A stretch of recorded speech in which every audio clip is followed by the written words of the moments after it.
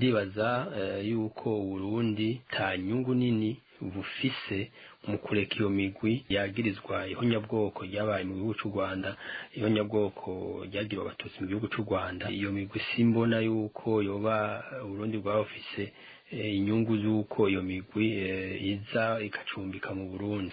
Murasanze muzi yuko ahubwo iyo migwi bari barararitse kuva kera yuko abantu bafatanya, ibihugu bifatanya kugira ngo bikureho. Ibihe vyiza nivyo ndabipfurije mwese banywanyi bacu mubana natwe kandi mugakurikira amakuru n'ibiganiro tuba turiko turabashikiriza. Uyu nawo ni wa mwanya w'amakuru avurwa irya nino ngaha mu gihugu cacu c'u Burundi. Nizere ko meze neza muri irya nino hatandukanye, abari mu ntara zitandukanye z'igihugu cacu c'u Burundi, mu bihugu vy'abanye ndetse no mu makungu ya kure, kandi mwafyonze kuri subscribe nimba utarayifyonda ko kano nakaryo keza ko kugira ufyonde ko igihe cose turonsa amakuru n'ibiganiro tuba turiko turabatohoreza uraje bo mu mbere bashikirwa navyo.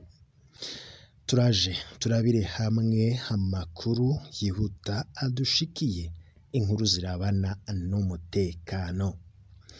Abihwezi vya politike basaba yuko igihugu c'u Burundi coshira ahabona ndetse kikava mu gacerere kigasaba ibihugu vyo mu karere yuko vyogifasha gutuza imirwi yitwaje ibigwanisho ivugwa mu mashamba y'ikibira ndetse n'imigwi iriko iravugwa muri Mabayi. Turaza kumviriza ico abihwezi vya politike bavuga kuri ivyo bibazo vy'umutekano biri mu gihugu cacu c'u Burundi.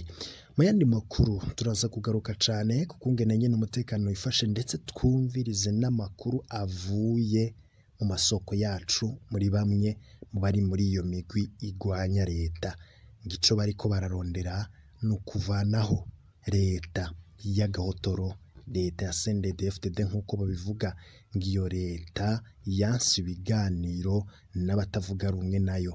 Ngivyo rero niyo ntumbero yabo kandi ngo bazobishikako bidatevye, ngo narijya biboneka yuko bafise bamwe mu banyagihugu babashigikiye, ariko bikavugwa yuko ivyo byose biko birakogwa mu ibanga rikomeye cane. Turaza kubigaruka ko muri ano makuru n'izindi nkuru zose zirabana na politike turaza kuzikurikira, twumvirize amajwi y'ibanga twakuye muri bamwe mu bari muri uyo muhari ugwanya leta y'u Burundi.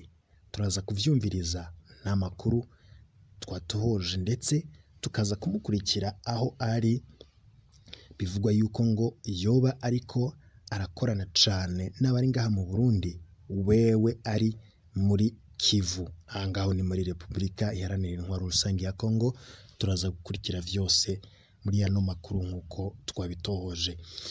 Sangwa kaze rero banywanyi bacu, murakunda amakuru n'ibiganiro vyacu. Niba utwumviriza uri ngaha mu Burundi, ndabaramukije cane mu bihugu vy'abanye ndetse no mu makungu ya kure, mwese turazi ko mukunda amakuru n'ibiganiro vyacu. Nimba rero utarafyonda kuri sabone kano nakaryo keza ko kugira ufyondeko. Hamaze indwi zishika kuri zibiri havurwa imirwi yitwaje ibigwanisho iriko irarikoroza mw'ishamba ry'ikibira mu makomine ya Bukinanyana, muri Mabayi, za Gafumbegeti ndetse n'ahandi hatandukanye.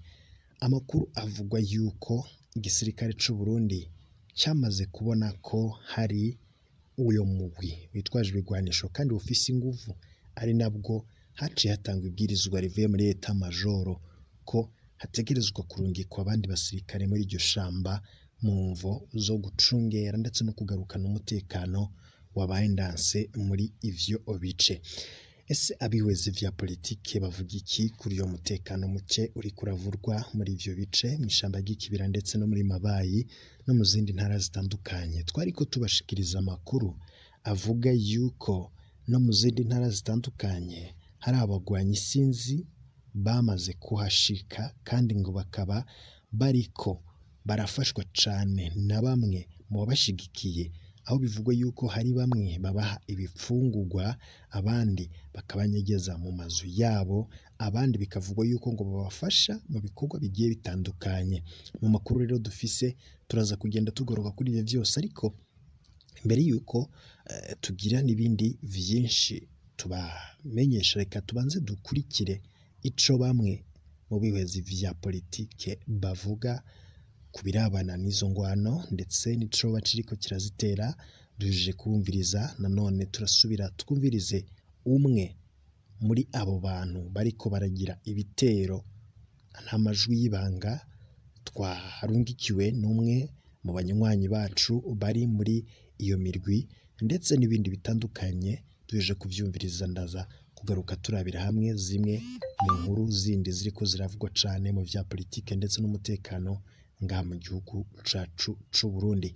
Ibyo vyiza rero reka dutangure dukurikira ico abihwezi vya politike bavuga. Turaza no kumviriza akarenganyo kariko karakorerwa bamwe mu mpunzi z'abarundi ziriko ziratahuka, aho bariko barafatwa bagapfungwa. Kandi Perezida Ndayishimiye Varisito yama ahamagarira impunzi gutahuka. Bamwe rero bavuga yuko ari amajambo gusa, nyamara ngo ataciza yipfuriza impunzi, ahubwo ari ukwereka kugira yereka amakungu ko igihugu c'u Burundi gitekanye, nyamara n'imbere mu gihugu ibintu vyarayangaye. Ivyo byose ni amakuru aba ariko aravurwa, ngira tubanze tubikurikire, inyuma yaho ndaza turabera hamwe n'izindi nkuru ziriko ziravurwa irya nino. Sangwa kazi. Cyo umuti ndawubona mu mitigiri ibiri.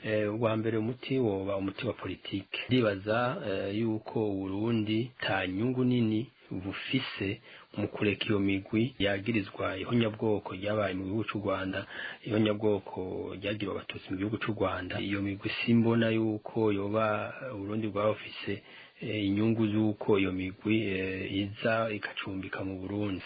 Murasanzwe muzi yuko ahubwo iyo migwi bari barararitse kuva kera yuko abantu bafatanya, ibihugu bifatanya kugira ngo bikureho, hano uvuga nk'amasezerano yabereye Rusaka, amasezerano yashizeho irya CIGR n'ibindi. Nariko araraba Burundi ahubwo bwari bufise inyungu bw'uko bugwanya iyo migwi ntihave ihindura Uburundi bugire ikirimbiro, Uburundi bugire nka Kongo. Icya kabiri nuko umuti umuntu yotora bijanye vya gisirikare. Kujanye n'ivya gisirikare rero nukuvuga iyo migwi ikirahungabanya umutekano w'igihugu c'u Burundi. Imaze guhungabanya umutekano w'igihugu c'u Burundi, Uburundi nta nyungu bufise bwo kuguma bureza amaboko, ahubwo butegereza kuyigwanya, bugafashanya ndetse na Kongo, bugafashanya n'u Rwanda, bugafashanya n'ibindi bihugu byose n'ishyirahamwe mpuzamakungu rimwe bita MONUSCO riri muri Kongo, kugira ngo ahubwo bamire hakiri kare bayiteshe iyo migwi y'inkorabara ntishobore kubandanya irumbanya umutekano mu Burundi. Kuko nibatabikora uko, novuga ko bazoba bishize mu mutego kumvo zibiri. Umutego wa mbere nuko amakungu yose azovuga ati Uburundi bushigikiye imigwi twe dutera ivyatsi, uzoba ari umuvumo ku gihugu, uzoba ari ingorane nkuru cane ikomeye. Ca kabiri nuko mu gihe azoba batagwanije iyo migwi mu bya gisirikare ngo bayigwanye bayomore bahituze subira jiva canke bayiveho gose, nuko nabo bazoba bari kwegera ingorane hagati y'ibihugu byo vyamaze gufata ingingo yo kugwanya iyo migwi, no kuvuga igihugu ca Kongo n'igihugu c'u Rwanda, navyo akaba ari ibihugu duhana urubibe kandi usangiye bitari bike. No kuvuga rero ko muri ico gihe hazoba ingorane zishobora no gutuma haba intambara zikomeye hagati y'ivyo bihugu. Igihe atahutse nk'uko bigenda no ku bandi bose bavuye hanze, yarakishijwe mu kibanza kijyamaramwe iminsi baraba ko batobafise umugera wa corona, amaraho iminsi 8, mu nyuma bamuha uruhusha rwo gutaha iwe ahava muri zone Maramvya ya komine Mutimbuzi. Aho naho hageze haciye nk'iminsi 3, yaciye akoranya abajejwe intwaro aramenyesha ko agarutse mu gihugu. Bose baranezerwa ngo byari ibirori biryoshe, ariko ivyo bintu byahavuye mara igihe gito, kuko mu ndwi iheze ku munsi wa 4 w'indwi iheze hazindutse umupolisi nimwe mu mbonera kure mu Maramvya batazira sibo bafata ja Damascene. Abajyango abajije bakavuga bati tumutwaye ku izone na kantu gato yigusagira bazwe, hanyuma acataha. Ariko siko naho nyine vyagenze, kuko aho ku izone haciye haza imodoka y'igipolisi igenda itwaye Jean Damascene, itwara n'uwundi bavuga ko nawe yari yahutse gutaha avuye mu gihugu ca Kenya. Bagenda gupfungirwa muri brigade ya Gatumba. Indwi iraheze abajyango ba Jean Damascene batonda ngaho babaza uwabi cyapfungiwe, ariko gushika uyu munsi ntibigera bamenyeshwa uwo muntu cyapfungiwe, ntarigera nabazwa. Bababwira ko barindiriye umukozi w'iperereza ngo yoza kugira ivyo amubajije. Ubu rero bisigaye biteye isoni ibintu biri mu Burundi. Umuntu arashobora gufatwa akagenda agapfungwa hatavuzwe icyo ariko arakurikiranwa ko, akamara iminsi mu munyororo bataramubwira icyaha yakoze cyane icyo bamuronderako, hatanabonetse n'uwuza kumubaza. Alikuwa komandare heshima muaskari mu jeshi yetu ya Kongo. Ikiwa kama natoroka jeshini, sio wajibu wangu kufuatilia, ni wajibu wa serikali yenyewe. Ikiwa mtu anatoroka anajiunga na uasi wa Rwanda, umfuatilie. Ikiwa kama atakuwa ameshindwa, hakuna shida, sisi tukabiliana naye. Sio tutapenda kamwe nchi yetu ya Kongo inapokiwa nao. Tutapenda kamwe Rwanda ituagreshe. Pour le moment, Rwanda inaingiza matatizo yake Kongo mwenyewe Kivu. Na Rwanda kama Kongo ina matatizo, Rwanda ndio inafanya matatizo ya Kongo, na Kongo huwa kufa sana, ndio wanasababisha hiyo matatizo. Mpaka sasa mpaka majuzi hilo kuna ambassadeur wamesema kwamba kutamwishia kujitekete. Wapi mifugo ya Kongomani leo uliwa ilishikwa basi moja pale Goma, ilikuwa mishia katiteste aone kwenye wako nasikiwa walipata wewe. Wakajua ile siri ndio maana walimuua. Sasa hiyo yote ndio wajibu wa serikali kufikiria, sio yetu sisi. Sisi tunaintervenir population isiku kuliwa kama kile wewe kama vile nyama ndugu yangu. Sasa jemadari, usalama mdogo unazidi kuripotiwa ndani ya mashariki ya nchi hapa katika Jamhuri ya Kidemokrasia ya Kongo. Hapa majuzi tu ni ambaye alikuwa ni balozi wa Italia ndani ya Jamhuri ya Kidemokrasia ya Kongo alikufa kwenye mazingira kutatanisha huko Kivu Kaskazini. Pia kila siku usiku wa leo watu zaidi ya 10 wameuawa huko Ituri, na kila siku watu wanakufa huko Ituri na huko Nord Kivu. Na wewe ni mtetezi wa raia wote. Unaweza kuambia Wakongomani nini na wategemee nini kutoka kwako kuhusu usalama huo? Na unaweza kuambia serikali nini? Tunaambia serikali yetu tulitupia macho, tunaipatia macho itetea raia. Ndio misia serikali itetea raia. Serikali na jeshi ya kutetea raia. La mission des militaires, c'est de rendre la population c'est bien. Ndio misia raia. Wakati watu wanaendelea kufa wengi sana, sisi Wakongomani wote halisi, Wakongomani hata walikuwa ndani ya jeshi, hata kwa raia yetu, tujiunge pamoja, sisi wote tujiokoe. Wakati watu wanakosa mkombozi, watu wenyewe wanakuwa wanajitegemea. Tukitegemea sisi wote, kwa watu wote tujiunge pamoja, tukitetea sisi wenyewe. Kwani hatutakubali kamwe raia yetu ikufe kimabavu, kimabavu tangu na sisi tangu mwanzo wa vita ya AFDL. Wanyarwanda wale kutoka Rwanda waliangamiza Wakongomani sana kwa wingi sana. Jemadari masaki ya Rusenda, masaki ya nani ya Kalama pale nyani Shele, masaki ya Kasika, mama zile mingi, lakini tuliangalia macho serikali kutetea yote. Kwa hiyo sisi tunasimama imara. Unajua Kongo macho simama imara, na wengine waje wajiunge tutetea raia yetu ya Kongo ishiku na urudi kinyama. Jemadari Ebola mtetezi, je, kama umetambua kwamba ni wajibu wa serikali wa kuchunga raia, wewe unafanya nini porini? Na kwa nini upo porini? Mimi niko porini kwa ajili kuona serikali yetu ina matatizo, ina mafaiblesse. Watu raia yetu wanauliwa kimabavu, inauliwa kinyama, na kuna msaada wote wa serikali kwa intervenir population. Ndio maana niko porini, kwa kitu tutetea raia yetu, ndio maana tusicho silamu kwa mwetu.